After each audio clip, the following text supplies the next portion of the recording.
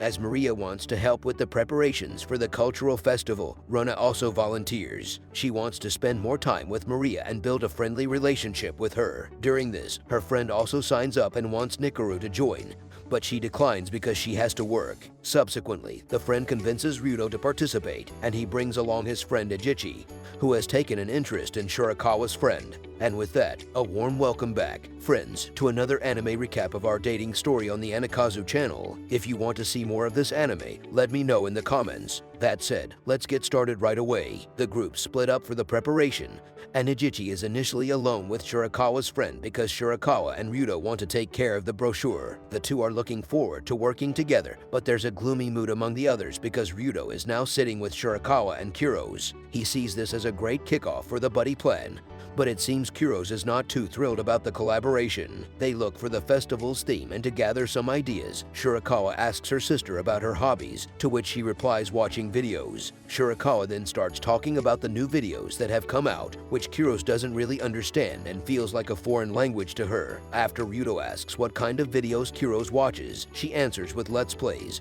and it turns out she knows Ryudo's favorite streamer, and they start talking about it. Ryudo gets carried away in the conversation and only then notices Shirakawa's confusion because this is now a foreign language to her. After school, Ryudo ponders his plan to befriend the two girls until a colleague approaches him. Ryudo immediately shares his despair and decides to go out to eat with him. They talk about the situation, and the colleague shares stories about his time with girls, explaining how he became distracted by becoming popular among them. He shows an old photo of himself to prove he wasn't always attractive, mentioning there was only one girl who thought he was cool back then. That girl suggested a new hairstyle that transformed him into a ladies' man. Though he didn't cheat on her, he admits to ending things with her in a harsh way. Back at school, everyone continues preparing for the cultural festival, leading to Shirakawa, Kuros, and Ryudo working together again on the brochure. However, complications arise. Shirakawa wants a cute and pretty brochure, while Kuros prefers one that's not exclusively aimed at girls. Unable to reach an agreement, they ask Ryudo for his opinion. Even though he agrees with Kuros, he can't bring himself to oppose Shirakawa's view and ends up evading the issue. He reports to the teacher that the girls have conflicting opinions, but the teacher urges them to find a solution quickly before the print shop representative arrives. On his way home, Ryudo is so preoccupied with these thoughts that he almost misses his station. He gets off and, coincidentally, runs into Kuros at the train station. At the train station,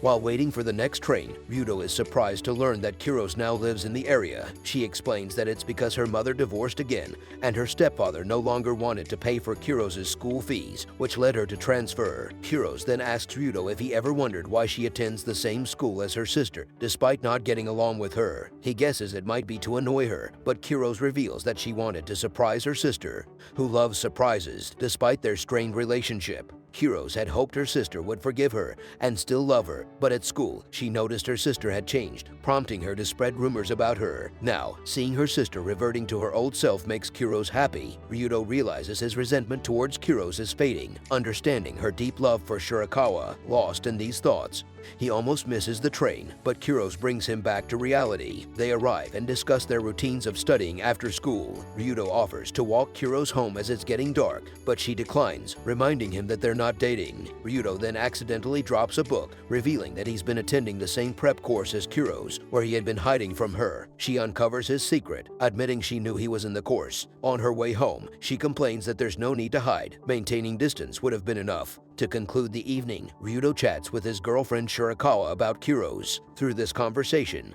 he decides to continue helping with the plan to bring the two girls closer as friends. The sports festival, a much-anticipated event in the school calendar, kicks off with a burst of energy and excitement. The air is filled with the sounds of cheers and the buzz of spirited competition. Shirakawa, one of the key participants, lines up for the race, her eyes fixed on the track ahead. Ryudo, standing among the spectators, feels a surge of pride and anticipation. As the race begins, Shirakawa's agility and determination shine through. Ryudo, caught up in the thrill of the moment, cheers her on with enthusiastic support. His encouragement seems to fuel her, lending her the extra strength needed to push through and clinch victory in the race. The day progresses with a series of other games, each bringing its own flavor of fun and competition. The camaraderie among the classmates is palpable, with everyone participating and contributing to the festive atmosphere. During a well-deserved break, a tender moment unfolds as Shirakawa feeds Ryudo, an act that doesn't go unnoticed by his friends who look on with a mix of amusement and jealousy. The excitement reaches a new peak peak with the start of the scavenger hunt. Shirakawa,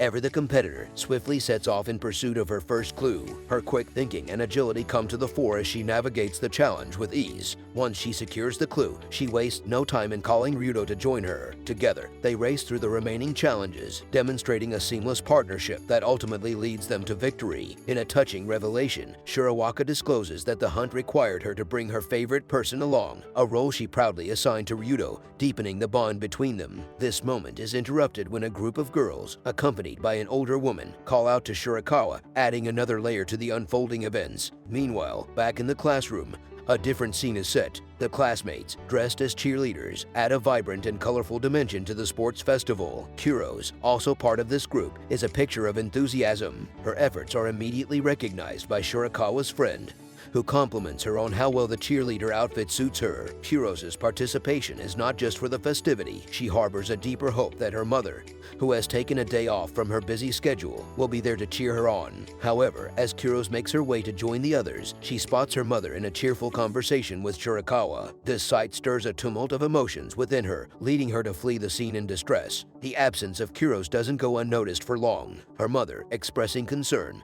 inquires about her whereabouts, highlighting the effort and practice Kuros had put into preparing for the day. This revelation prompts Shirakawa and Ryudo to embark on a search for Kuros, marking the beginning of another heartfelt chapter in the day's events. The sports festival thus weaves a complex tapestry of emotions, relationships, and experiences, painting a vivid picture of the highs and lows of adolescent life. During the intense search, Ryudo eventually finds Kuros on the roof, a place echoing with solitude and reflection. He approaches her cautiously, informing her that her mother is waiting. Kuros, visibly troubled, elaborates that the woman is indeed her mother, who specially took a day off for her. This act of maternal care deeply affects Kuros, especially since she couldn't stomach the sight of Shirakawa engaging warmly with her mother. Her discomfort stems not only from the secrecy at school, where no one is aware of their sisterly bond, but also from the misconception her mother holds, believing that the sisters share a harmonious relationship at school, which is far from reality. Ryudo, sensing her turmoil, steps forward to offer assistance, embodying the empathy and concern he's grown to feel. However, Kuros, in a mix of pride and vulnerability, rejects his aid. She insists that she should mean nothing to him, merely a burdensome figure in the backdrop of his life. Ryudo, however, counters this belief with a heartfelt response.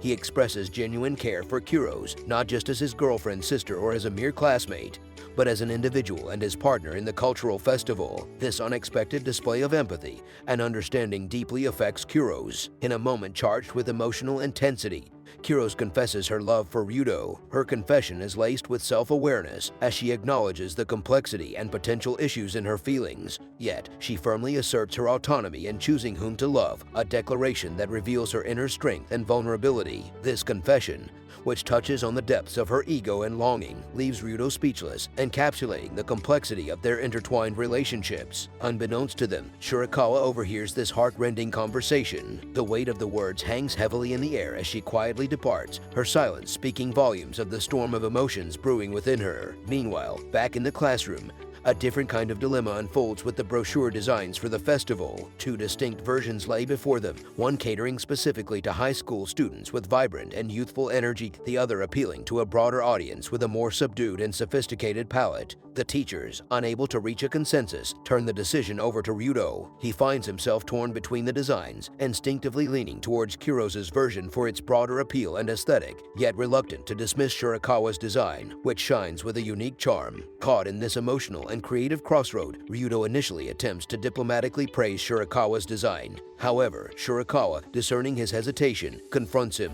She urges Ryudo to embrace honesty, unwilling to accept a feigned approval from him. This moment of truth, demanding authenticity over comfort, propels Ryudo into a state of inner conflict. After a period of tense deliberation, marked by the heavy silence in the room, Ryudo makes his decision. He chooses Kuros's design, believing in its merit and universal appeal. His decision, though honest, casts a shadow of disappointment and a somber mood among his peers, highlighting the intricate web of relationships and emotions that define their collective experiences. And there we have it, another engaging recap of the anime art dating story right here on the Anikazu channel. If this episode captivated you, please remember to hit the like button and subscribe to the channel for more updates. Your interaction helps us keep the content you love coming. Also, if you're eager to dive deeper into this series and want to see more recaps like this, don't hesitate to drop a comment expressing your interest. Your feedback is invaluable in shaping the content we create. With that, I'll sign off for now, but I'm already looking forward to sharing more anime stories with you in our next recap. Until then, take care, and see you next time. Bye for now.